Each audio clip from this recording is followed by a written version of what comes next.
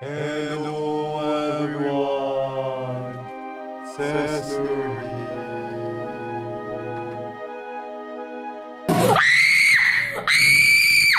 here. Did I scare you off, guys? In today's video, we are gonna add a dark level to our game, hence the intro. So without any further ado, let's jump into it!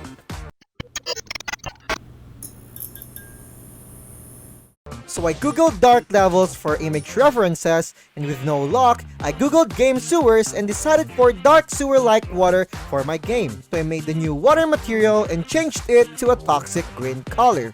Then I downloaded this dungeon low polytune battle asset from Orange Sky and then searched for Dr. Nitro stages in Crash Bandicoot as an inspiration. I then imported the asset in our Unity editor, and I wasn't satisfied yet with the color of our water, so I edited the water material once again in Photoshop and went for a darker green semi-transparent color. Then I edited the tiling in our game, and this is how it looks like in our game. I also changed the lighting to a dark violetish color to make it extra spooky. I also added the light to our player to light the boat's way, since we are gonna be doing a dark map. It might not look like much now, but it will look better once our level has more details. Once again, I changed the lighting to a darker one to make our boat light look more viable. Then I turned on the lights again to make our finishing go, which is a dark themed castle. To do this, I just put a smaller tower on top of the bigger tower and added another one on top of the smaller one. Then I made the smallest one a bit taller. I also added some banners on the front of our castle. Then I added some smaller towers on the sides and even added the brazier on top of them. Then I also added some braziers on the front of my castle like the other ones that I've made. I also added this pillar wall spike thingy on the side just to add more decorations. Lighting our castle is a must in this dark level so it stands out from the rest. So I added some fire looking lights around the braziers to lit up our castle.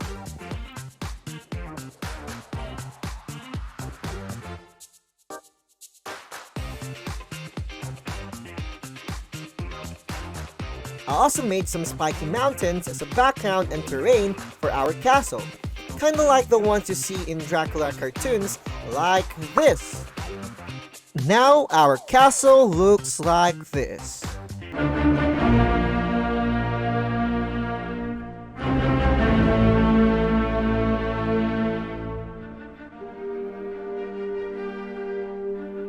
Now it's finally time to sculpt our terrain.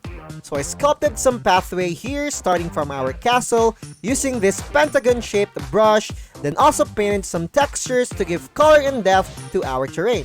Of course, I also added some water. Well, it will not be a boat game without some bodies of water. I wasn't quite happy with the light of our boat yet, so I changed it from this point light here to this spot light here. And after some minor adjustments on the color and some tweaking with the light intensity, this is how it looks like now in our game. It's looking quite good for me now, but just needs a little bit tweaking down on the intensity, and we're good to go. Our game world would be a bit boring without some background and some night sky for our scene. So I added this night skybox here in our scene, but the height is too big, that's why it is mostly showing just the blue part on our game. So I edited it in Photoshop, made it a little bit shorter in terms of height, and even made it darker by adding a black layer and using soft light overlay.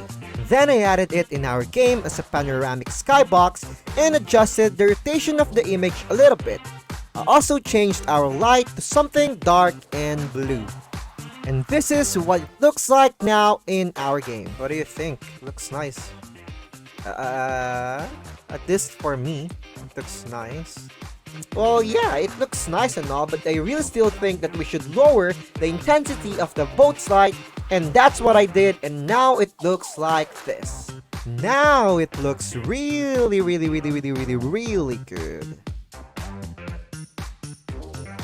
Alright, now it's time for the most fun part in level designing, which is adding decorations and designs. So I added some barrels here, some cage over here, some animated chests and skulls over here, Also added a huge monster skull on our castle, and added some towers with lights on the sides, and even added some spikes on the riverbanks. I also added some spiky mountains on the rest of our terrain to act as a background for our game level. Did I just say that adding designs and decoration is the most fun part in level designing? Well, no. The best part is making the players suffer by adding traps and obstacles to our game. So I added this trapdoor here that releases spike on a certain time frame. Yeah, maybe I can give the user a lure here in the end, like, you think you're done with the game, bro? No. You think you can finish my game? Think again, bitch. Can I add more spikes here on the finish goal? No one's allowed to clear my game. That's the evilest thing I can imagine. I also added a lot of these spike obstacles all over my game. Then I added this huge swinging blade trap near the end of the level. I also wanted the pirate boats to be affected by the door trap and the swinging blade trap, but I don't know how to make our nav mesh become dynamic. So I watched this tutorial of Brackeys, and as you can see here, the nav mesh are being updated in real time, and that's what we want to have in our game. And we can achieve this by adding the nav mesh obstacle component. Also make sure to have carve checked and carve only stationary unchecked. If you do things right, this is how it's gonna look like in our game. As you can see, there's a build nav mesh here, and once the spikes come up, the nav mesh is going to be broken by the spike. Here's a clip of the pirate boats avoiding the obstacle. I also added this nav mesh obstacle in our swinging blade trap. All that's left to do is to play through our level, but I'm not gonna put that here in our video today just in case some of you would want to play the game for yourself. But here is a rough idea of how our game should look while playing. Before I end this video, I would like to thank ToxicMaster for the donation and support. It will really help me out a lot. And also thanks to jred_OW for the host.